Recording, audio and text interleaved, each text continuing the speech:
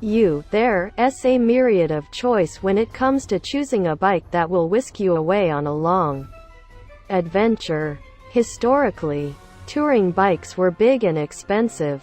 But is this always best? We took 3 scales of Tourer XA0 on a road trip north of the border to find out. Quote, the king of the high-end sports touring class is undoubtedly the BMW R1200RT, which in the SE trim as seen here comes with every gadget under the sun and has won countless awards. It also costs an eye-watering XA317 500. At the complete opposite end of the spectrum is Yamaha's new Tracer 700. Priced at XA37,503 as seen here.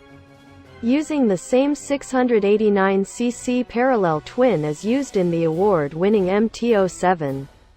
The Tracer variant adds practicality and comfort. And with a touring makeover from Yamaha's accessory catalog is ready to tackle a long trip. Quote, in the middle.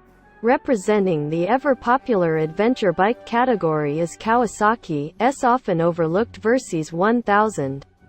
Grand Tourer XA311 349. It's one of the comfiest bikes around, and with the 120 bhp inline-4 engine is incredibly smooth.